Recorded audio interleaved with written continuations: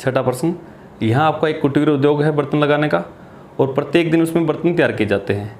अब एक विशेष दिन इसने देखा कि जितने भी आपने बर्तन बनाए हैं, एक बर्तन की कीमत उनकी संख्या के दोगुने से 3 अधिक है और एक दिन में कुल लागत 90 रुपये है। तो बर्तनों की संख्या व प्रत्येक नग की लागत आप ज्ञात कीजिए। तो इसके लिए हमने क्या किया, माना एक दिन में बनाए गए बर्तनों की संख्या, मान लिया कि उस उद्योग में एक दिन में कितने बर्तन बनाए, x।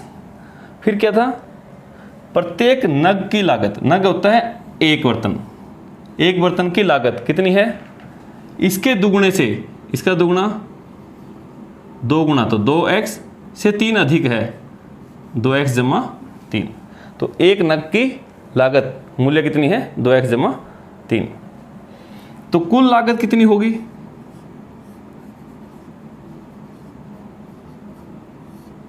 कुल लागत कितनी होगी, बर्तनों की संख्या, जितने भी बर्तन हैं, गुणा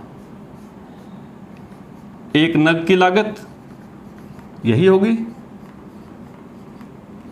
तो जो एक बर्तन को बनाने में जितनी राशि लगेगी वो गुणा में जितने बर्तन बनाए जाएंगे, तो कुल राशि तो वही होगी। तो प्रश्नानुसार क्या हो गया, प्रश्नानुसार आप देखिए,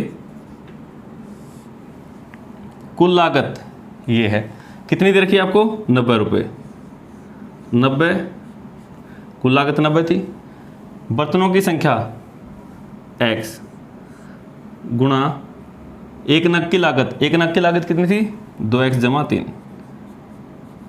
जब आप कहीं भी कोई बर्तन या कुछ भी लेने जाते हो, तो जब आपको एक वस्तु का मूल्य पता है, तो जितनी भी वस्तु आप लोगे क्या है, वस्तुओं की संख्या गुणा में एक का जो लागत मूल्य था, तो उनकी गुणा हो जाती है। तो कुल राशि तो यही होगी। तो अब देखो 90, ब्रैकेट खोलोगे तो x की पहले इसके साथ, फिर x की इसके साथ, x की और 2x की गुणा 2x की 2 जमा x की और 3 की गुणा 3x। तो देखो सारा कुछ एक तरफ, 2x की शक्ति 2 जमा 3x, ये दोनों तो एक तरफ थी, इस 90 को भी उसी तरफ ले जाओ तो उस तरफ जाके माइनस का हो जाएगा, -90 बराबर 0। a का मान 2, b का मान 3, c का मान -90। तो अब मैं यहाँ पे रफ वर्क कर रहा हूँ, ये सारा का सारा a और c का मान, a और c की गुणा 2 की और -90 की गुणा, माइनस का 180, कैसा निशान आया, माइनस का, माइनस का है तो क्या लिखना है, अंतर या घटा। तो अब आपका अंतर आना चाहिए, कितना आना चाहिए, b के बराबर। ये बार बार आप प्रत्येक सवाल में कर रहे हो, इतना कुछ लिखने की भी जरूरत नहीं पड़ेगी आपको। अंतर 3 का और गुणा 180,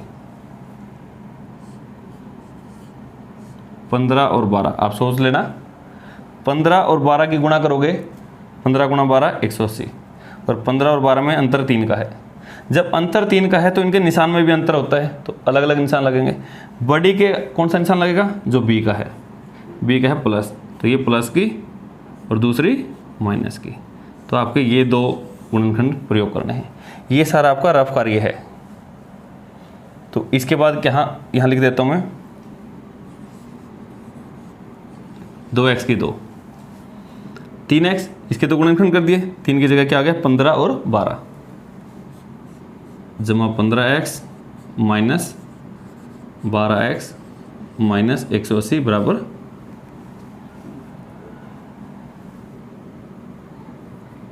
यहाँ 90 है, ये 90 बराबर 0।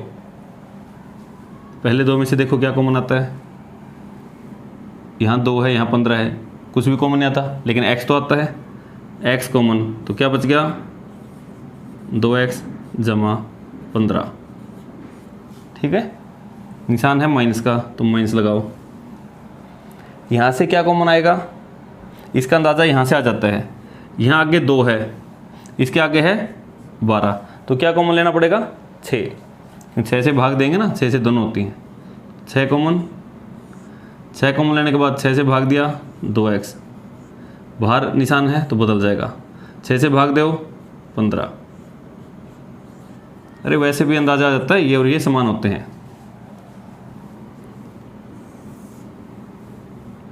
2x जमा 15, ये कॉमन आ गया, क्या बच गया,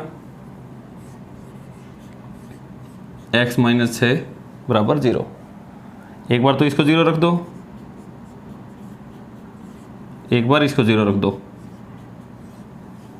जब इसको 0 रखा तो यहाँ से x का मान कितना आ गया, 2x बराबर 15 को दूसरी तरफ ले जाओ, माइनस का 15 हो गया, x का मान आ गया आपका 2 से भाग जाएगा तो -15/2। अब बर्तनों की संख्या है तो माइनस में तो हो नहीं सकती, तो ये मान तो आप ले नहीं सकते। तो यहाँ से देखो दूसरी तरफ 6, ये सही है। तो इसका मतलब बर्तनों की संख्या किसके बराबर है, x कितना आया 6। तो यहाँ लिखोगे एक दिन में बनाए गए बर्तनों की संख्या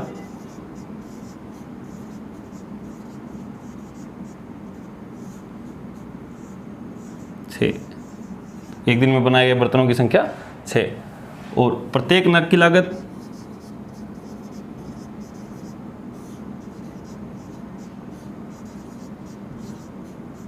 इसका लागत मूल्य कितना है, क्या था ये 2x जमा 3, तो इसमें देखो 2x का मान है 6 जमा 3, 6 दूनी 12, 12 और 3 15, तो कितना आ गया 15।